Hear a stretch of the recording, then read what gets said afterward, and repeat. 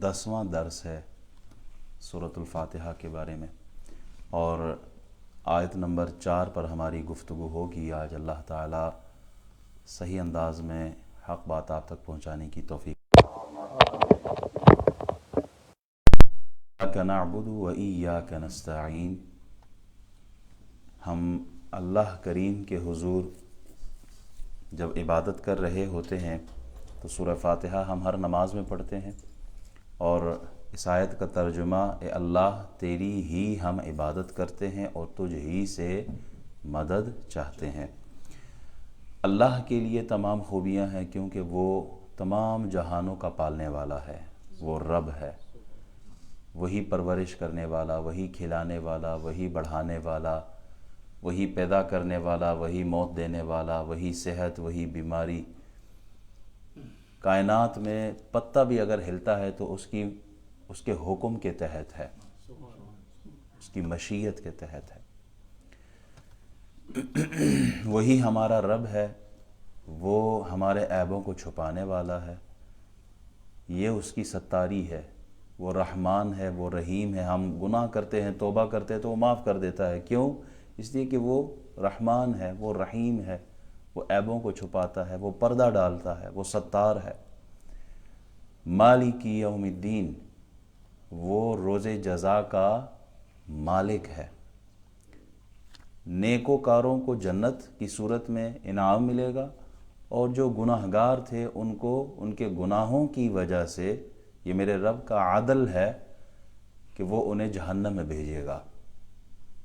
اور جو گناہ گار مسلمان جس کو اللہ تعالیٰ اپنے فضل سے جنت میں بھیجے، یعنی گناہ تو کیے ہیں، مسلمان ہیں، لیکن اللہ یہاں مسلمان کے ساتھ فضل والا معاملہ فرما کر اپنی رحمت کے تحت جنت عطا فرماتا ہے۔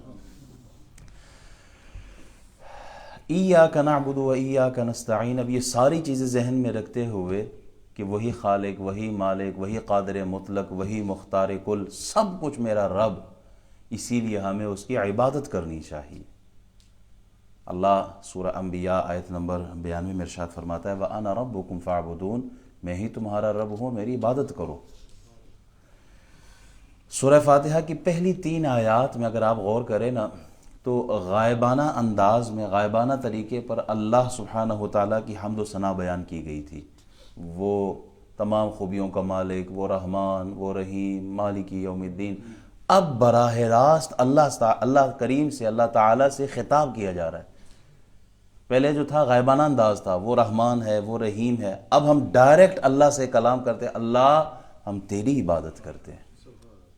اب انداز ذرا چینج ہو گیا ہے۔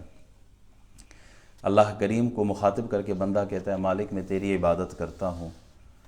اچھا یہاں غور کریں، ایاک نعبد، گرامر اگر تھوڑی سی اس پہ عربی کی جو گرامر ہے نا، جو عربی کا زبان کا جو اسلوب کلام ہے، وہ یہ ہے کہ مفعول جو ہوتا ہے یا اس کا جو ضمیر ہوتا ہے وہ فعل اور فاعل کے بعد آتا ہے، لیکن یہاں جو ضمیر ہے، مفعول کی جو ضمیر ہے ایاک، یہ پہلے آیا، نعبد بعد میں آیا۔ یعنی اگر یہ یوں بھی آ سکتا تھا نعبدک، ہم عبادت کرتے ہیں، کا مطلب جو ضمیر ہے، پروناؤن ہے، تیری، بعد میں آتا۔ لیکن یہاں کا جو ہے، یہ جو مفعول ہے، اللہ کی ذات کی طرف جو ضمیر لوٹائی جا رہی ہے، اس کو پہلے رکھا اور عبادت کو بعد میں رکھا۔ مفعول کی جو ضمیر ہے اللہ کی طرف جو منسوب ہے اس کو پہلے لے کے ایاک اور پھر نعبد، پھر اسی طرح ایاک نستعین، اللہ کا ذکر پہلے پھر عبادت کا، اللہ کا ذکر پہلے پھر مدد اور استعانت کا۔ اس میں فائدہ یہ تھا حصر کا، یعنی اگر عام انداز میں ذرا اس کو میں سمجھاؤں وہ یوں، نعبد کا ہم عبادت کرتے ہیں تیری، اور ایاک نعبد اس کا مطلب یہ ہوا کہ ہم فقط تیری ہی عبادت کرتے ہیں۔ یعنی یہاں عبادت خاص کر دی گئی، کسی اور کی عبادت نہیں ہو سکتی، عبادت فقط اللہ سبحانہ و تعالیٰ کی ہے۔ تو نعبدک کی جگہ ایاک نعبد. انشاءاللہ جب ہم تجوید کی کلاس فنش کریں گے نا تو پھر تھوڑا گرامر بھی ہم شروع کریں گے اور پھر یہ چیزیں وہاں سے ہی سمجھ میں آئیں گی. اچھا، عبادت اور تعظیم میں فرق ہے. عبادت حقیقی استعانت اور عبادت فقط اللہ کی ذات کے لیے ہے. اب عبادت و تعظیم میں فرق کیا؟ کسی کو عبادت کے لائق سمجھ کر اس کی تعظیم کرنا یہ عبادت ہے. کسی کو عبادت کے لائق سمجھ کر اس کی تعظیم کرنا یہ کیا ہے؟ عبادت ہے. اور عبادت یعنی کسی کی تعظیم ہو لیکن معبود سمجھ کر نہ ہو تو وہ عبادت نہیں ہے، وہ تعظیم ہے، وہ ادب ہے. جیسے ایک مثال، آپ نماز میں ہم ہاتھ باندھ کے کھڑے ہوتے ہیں نا، قیام کی حالت میں جب ہوتے تو ہم ہاتھ باندھ کے کھڑے ہوتے ہیں. تو اس طرح اگر اللہ کے حضور کھڑے ہو معبود سمجھ کر کے وہی فقط وہی ہے جس کی ہم عبادت کر سکتے ہیں تو یہ کھڑا ہونا یہ عبادت کہلائے گا. لیکن اگر اسی طرح کھڑے رہیں ماں باپ کے سامنے، استاد کے سامنے، اپنے بزرگوں کے سامنے، تو پھر یہ کھڑا ہونا یہ عبادت نہیں ہوگا، یہ ادب ہوگا، یہ تعظیم ہوگی. تو دونوں میں فرق ہے. عبادت کے لائق کسی کو سمجھ کر اس کے سامنے اگر ہاتھ باندھ کے کھڑے ہو گئے تو عبادت. معبود سمجھ کر کسی کے سامنے ہاتھ چھوڑ کے بھی کھڑے ہو گئے، ہم رکوع کے بعد جب کھڑے ہوتے ہیں ہاتھ دونوں کو چھوڑ دیتے ہیں سائیڈ پہ، اس طرح کھڑے ہونا، دو زانوں بیٹھنا، یہ سب عبادت کہلائے گا اور یہ فقط اللہ کی ذات کے لیے. لیکن اگر آپ کسی کے سامنے، استاد کے سامنے، والدین کے سامنے ہاتھ باندھ کے کھڑے، ہاتھ چھوڑ کے ہی کھڑے ہیں، ادب کے ساتھ کھڑے ہیں، لیکن معبود سمجھ کے نہیں کھڑے تو پھر یہ عبادت نہیں ہے، یہ کیا ہے؟ تعظیم ہے. فرشتوں نے جناب آدم علیہ السلام کو سجدہ کیا تھا نا. برادران یوسف علیہ السلام نے حضرت یوسف علیہ السلام کو سجدہ کیا تھا نا، لیکن انہوں نے کیا معبود سمجھ کے کیا تھا؟ نہیں، وہ سجدہ تعظیمی تھا. فرشتے بھی مشرک کوئی نہیں ہوئے، برادران یوسف بھی مشرک نہیں ہوئے. کیوں؟ انہوں نے مسجود کو معبود نہیں سمجھا تھا، جس کے سامنے وہ سجدہ کر رہے تھے خدا سمجھ کے نہیں کیا تھا. تو شریعت میں عبادت بھی مطلوب ہے اور تعظیم بھی مطلوب ہے.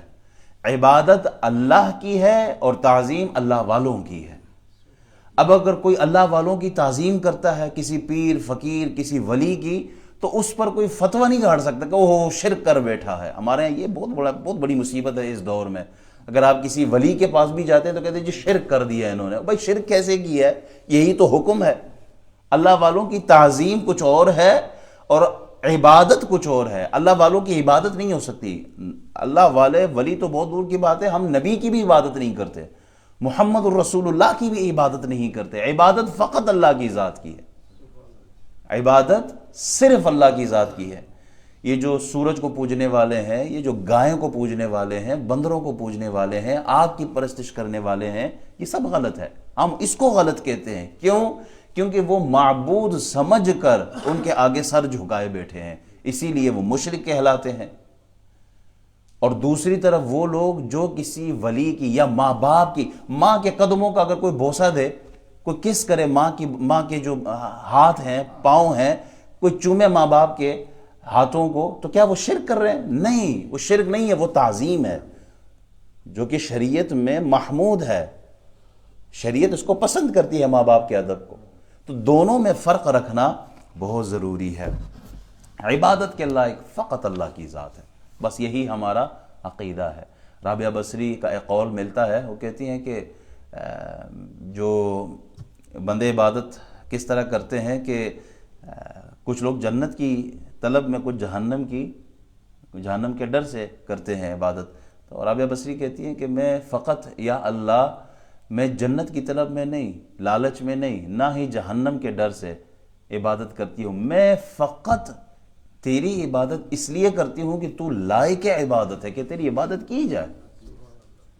اگرچہ جنت کی طلب یہ تو قرآن میں موجود ہے نا، اس کی تو ہمیں ترغیب دلائی گئی ہے. بالکل جنت کی دعائیں مانگنی چاہیے. حضور نے فرمایا جنت الفردوس مانگا کرے. تو عبادت اللہ کی ذات کے لیے خاص ہے، عبادت کسی اور کی نہیں ہو سکتی.